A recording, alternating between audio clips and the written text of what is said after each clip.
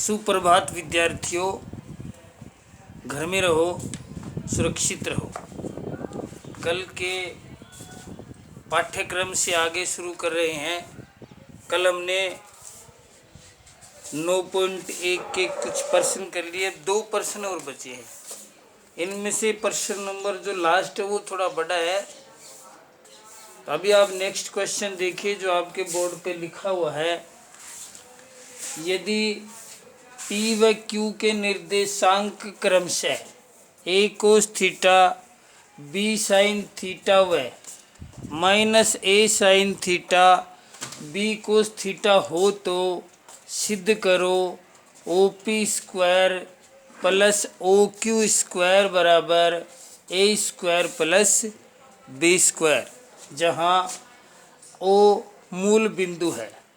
In English, if the coordinate of P and Q are A cos theta, B sin theta and minus A sin theta, B cos theta, then prove that OP square plus OQ square equals to A square plus B square, where O is the origin। यहाँ पे आप देखिए, आपको दे रखा है P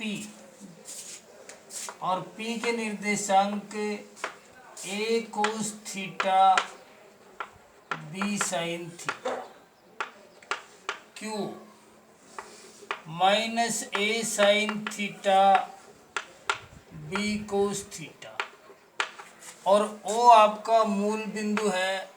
और आप जानते हैं कि मूल बिंदु के निर्देशांक 0 0 होते हैं।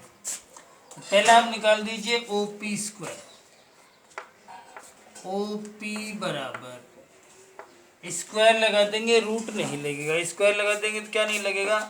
रूट नहीं लगेगा। तो इसमें देखिए आप x2 माइनस x1 का whole square plus y2 minus y1 का। अब OP निकालने तो ये x2 है, y2, x1 y1। ये कोई ज़रूरी भी नहीं है कि आप इसको x2 y2 लें, ये भी x2 y2 कैसे भी लिख सकते हैं, इससे कोई फर्क नहीं पड़ता है। OP स्क्वायर बराबर 0 minus A cos theta plus 0 minus B sine theta. OP square बराबर, अब 0 में से जाएगा, यही बचेगा, माइनस A कोस थीटा का whole square plus minus B sine theta का होल स्क्वायर। OP स्क्वायर बराबर A square cos square theta plus B square sine square theta. ये मान लीजिए आप समीकरण नंबर 1 देते हैं इसको। अब आप निकाल दें OQ स्क्वायर।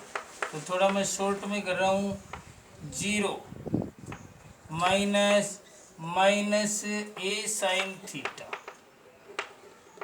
और इसका होल स्क्वायर प्लस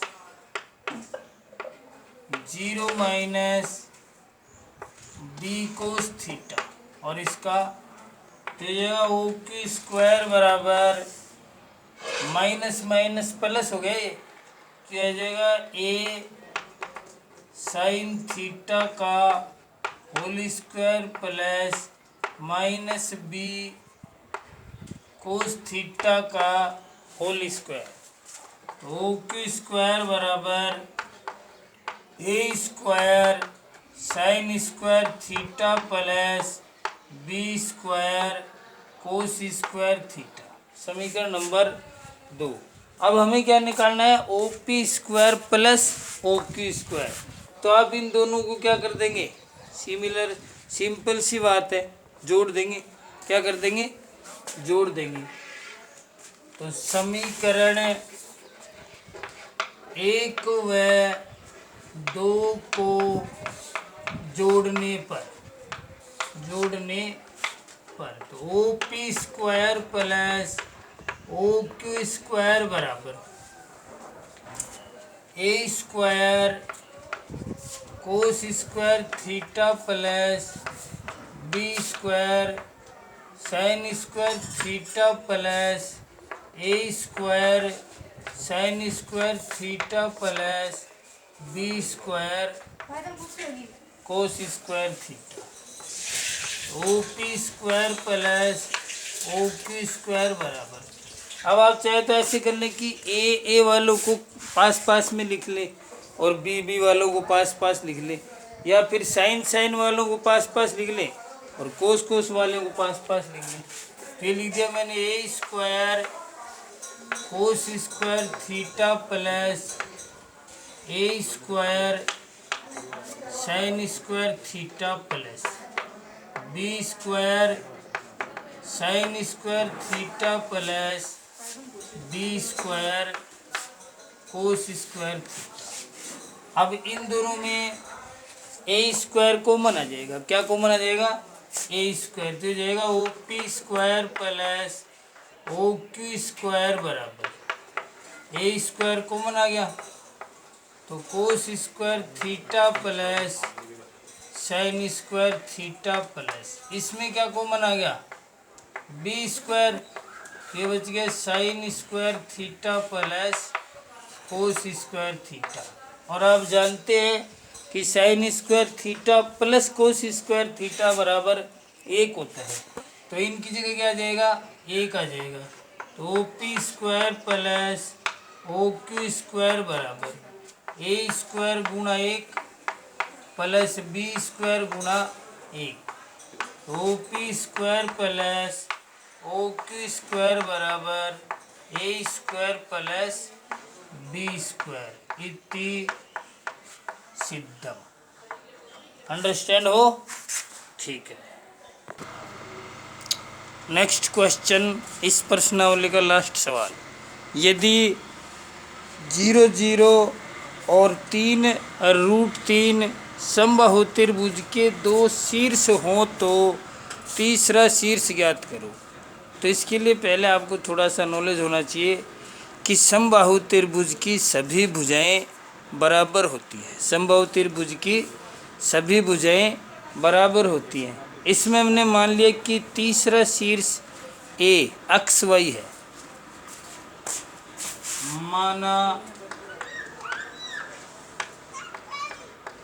तीसरा शीर्ष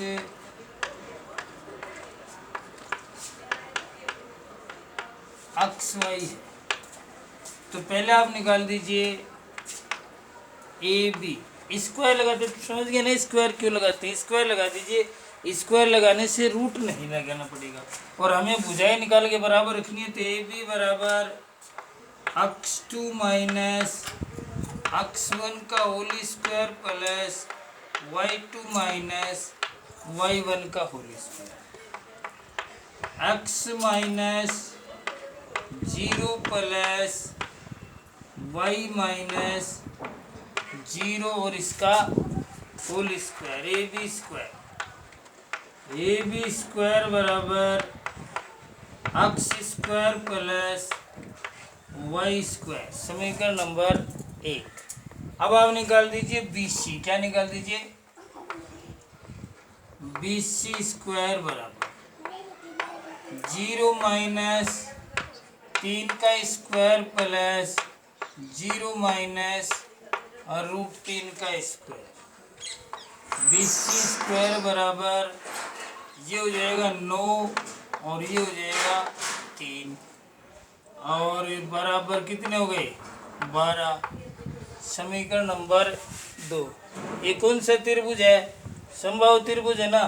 तो इसका मतलब यानी वो चूंकि त्रिभुज ए बी सी समबाहु त्रिभुज है,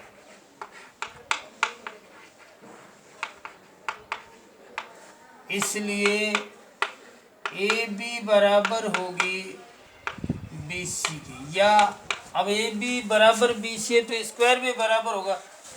तो ए बी स्क्वायर बराबर बी सी स्क्वायर। अब ए बी स्क्वायर तो ये हो गया x square plus y square. X square plus y square बराबर बी सी स्क्वायर कितना हो गया? 12 और ये इक्वेशन नंबर 3 ये इस प्रश्न का सबसे महत्वपूर्ण समीकरण है, यानी ये समीकरण बार बार यूज होगा, इसलिए आप इसको नोट रखें कि ये इस प्रश्न का सबसे महत्वपूर्ण समीकरण है। नौ अब AC स्क्वायर बराबर x माइनस 3 का whole square plus y minus √3 का होल स्क्वायर।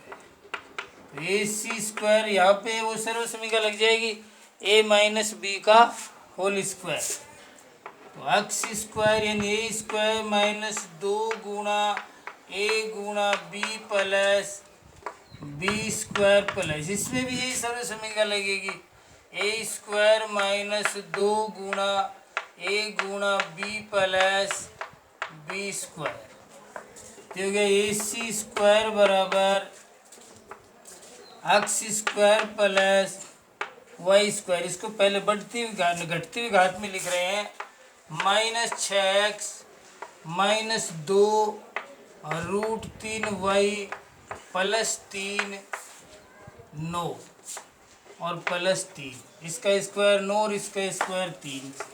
AC स्क्वायर बराबर x square plus y square minus 6x minus 2√3y plus 12, समीकरण नंबर 3। अब देखिए जैसे दो भुजाएं ए बी और बी सी बराबर हैं, वैसे ही दो भुजाएं ए बी और ए सी भी बराबर होंगी। या फिर लिखिए चूंकि त्रिभुज ए बी सी समबाहु त्रिभुज है, खांसी आ रही है, कोरोना नहीं है मुझे, वैसे ही आ जाती है, और वैसे तो मास्क लगाना चाहिए लेकिन मास्क से फिर आवाज़ सही नहीं आएगी।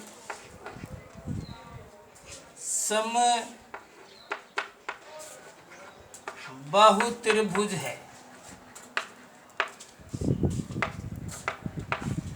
इसलिए ए बी बराबर ए सी या ए बी स्क्वायर बराबर ए सी स्क्वायर। चूँकि ये प्रश्न बड़ा है तो एक बार मैं इस बोर्ड को मिटा देता हूँ, आप ये समीकरण नंबर ध्यान में रखें, वरना मैं यहाँ नोट कर लूँगा 1 2 3। ओके, एक बार मिटा रहा हूँ। अब उससे आगे देखिए, चूँकि ए बी सी समबाहु त्रिभुज है, इसलिए ए बी बराबर होगा ए सी या ए बी स्क्वायर बराबर ए सी स्क्वायर। और ए बी स्क्वायर हमने समीकरण नंबर 1 में देखा कि x square plus y square बराबर, और 3 नंबर था 4 नंबर x स्क्वायर, ये ए सी का आपने पीछे उसमें आप देख लेना, मैंने मिटा दिया है, y square minus 6x minus 2√3y plus 12। अब ये x स्क्वायर से x स्क्वायर कट गया और y स्क्वायर से y स्क्वायर, तो यहाँ पे क्या आ गया 0 बराबर माइनस 6x माइनस 2√3y और प्लस में 12। अब इसमें आपने 4 की प्रश्नावली में 2 चरों वाले रैखिक समीकरणों को हल करने में 4 विधियां पढ़ी थी। प्रथम विधि विलोपन, प्रतिस्थापन, वज्र गुणन और आलेख। तो यहाँ पे हम प्रतिस्थापन, it is the most important method of the solve of linear equation. रैखिक समीकरणों को हल करने की सबसे अच्छी विधि मुझे लगती है अकॉर्डिंग टू मी प्रतिस्थापन विधि। तो अब इसमें क्या करेंगे, इस 6x को इधर ले आएंगे और ये इधर आके किसका हो जाएगा, प्लस का हो जाएगा, तो हो जाएगा 6x इधर आके 6x बराबर 12 माइनस 2√3y। अब इसमें यदि पूरे में किसी संख्या का भाग जाता है तो भाग दे दीजिए, तो 2 का जाता है इजीली, किसका जाता है, तो लिखो दोनों पक्षों में 2 का भाग देने पर। अब ये आपका अधिकार बनता है, तो आप पूछ सकते हैं जैसे नहीं है कि अध्यापक ने कह दिया कि भाग दे दो, अध्यापक ने कह दिया जोड़ दो, अध्यापक ने कह दिया घटा दो। आप पूछ सकते हैं कि सर ये भाग क्यों दे रहे हैं 2 का। तो 2 का भाग देने का कारण ये है कि देखिए गणित का मतलब होता है किसी बड़ी समस्या को समेट करके छोटा करना। जब हम इसमें 2 का भाग दे देंगे तो ये जो संख्याएं हैं छोटी हो जाएंगी और इसी को गणित कहते हैं। इसी को क्या कहते हैं? गणित। क्या हो जाएगा? 3x बराबर 6 माइनस √3y।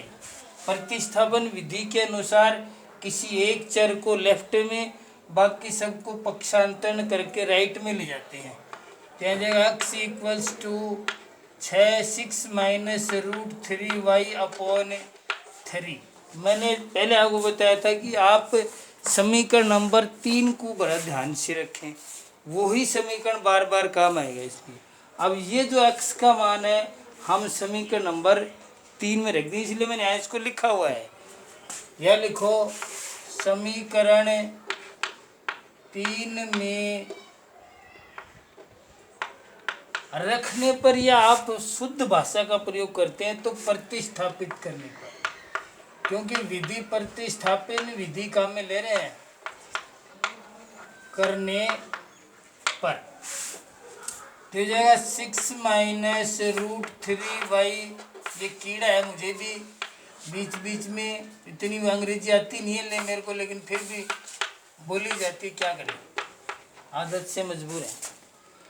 अब ये x का मान रख दिया हमने, बाकी ऐसे कैसे।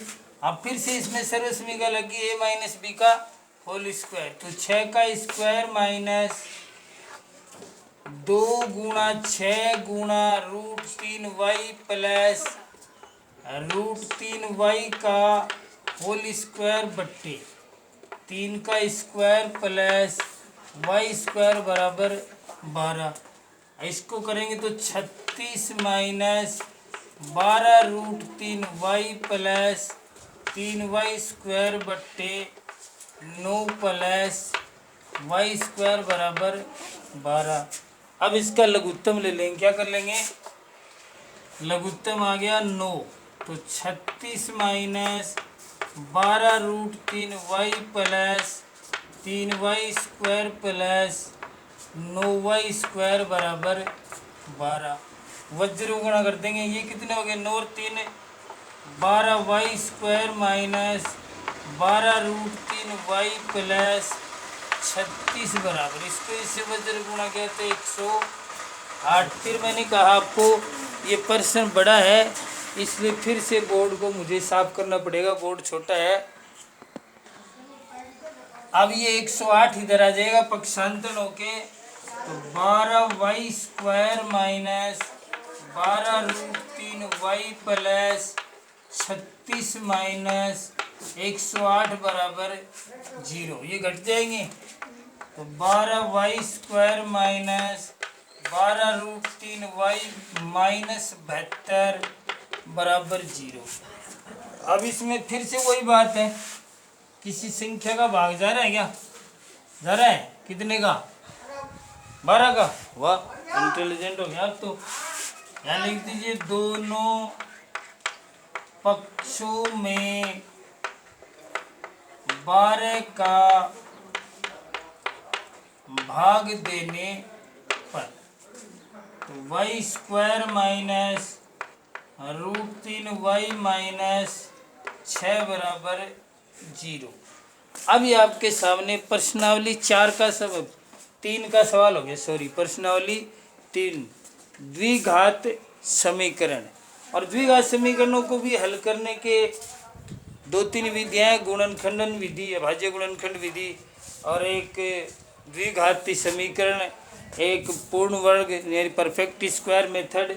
तो यहाँ हम जो आपको अच्छी सूट करते वही मैं आपको टुकड़े करने वाले बता देता हूँ।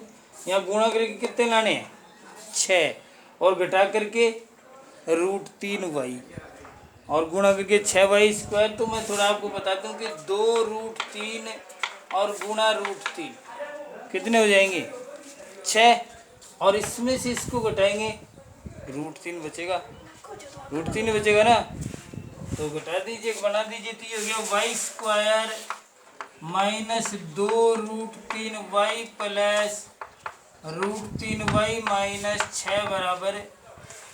अब आगे आपको पता है इसमें क्या कॉमन है, y आ गया कॉमन, तो y माइनस 2√3 प्लस इसमें √3 कॉमन आ गया, y माइनस 2√3। यदि आपको कंफ्यूज है तो मैं आपको थोड़ा आपके दिमाग से निकाल देता हूँ कंफ्यूज का कीड़ा, कि ये सर हमें तो पता ही नहीं चला ये कैसे कॉमन है। तो यहाँ देखो ये आपके पास √3y माइनस 6 को ऐसे नहीं लिख सकते कि हम 2 गुना √3 गुना √3, 6 को इनको गुणा करेंगे कितना आएगा 3, और 3 दूनी 6, 6 ही है यहाँ पे, तो इसको ऐसा लिख सकते हैं हम। अब इसमें कॉमन आ गया √3, तो यहाँ क्या बच गया 2√3 बच गया, और यही है। मैंने समझ में आ गया ना, नहीं समझ में आया तो कमेंट बॉक्स में लिख देना कि सर ये बात समझ में नहीं आई है। ओके, अब y माइनस 2√3 फिर से कॉमन, यहाँ पे y और प्लस √3 और बराबर में 0। अब एक बार इसके बराबर 0 और एक बार, तो y माइनस 2√3 बराबर 0 और y प्लस √3 बराबर 0। y माइनस बराबर 2√3 और y बराबर माइनस √3। अभी उत्तर आया नहीं है, इसका मतलब यहाँ पे y के जो इसकी कोटि है ना, एक ही कोटि 2 प्रकार की हो सकती है, पहली और दूसरी। तो इसका मतलब भुज भी 2 ही होंगे। भुज भी कितने होंगे, तो पहले हम ये लेते हैं, जब y बराबर 2√3 लें तो समीकरण 3 से, फिर मैं आपको कह रहा हूँ कि इसमें कौन सा समीकरण मोस्ट है, समीकरण नंबर 3, x² प्लस 2√3 y की जगह रख दिया हमने, और बराबर में 12।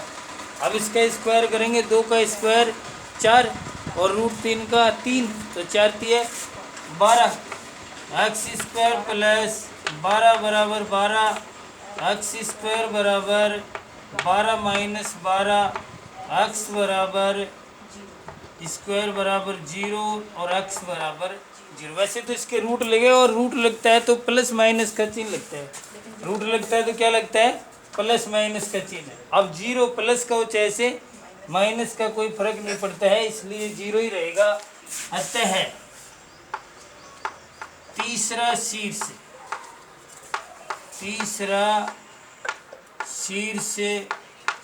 0 और 2√3 होगा, लेकिन अभी हुआ नहीं है पूरा, क्योंकि ये तो हमने y का मान ये लिया, अब y का मान ये भी लेना, अब y का मान ये भी लेना है। तो एक बार फिर से मैं इसको थोड़ा और मिटा देता हूँ।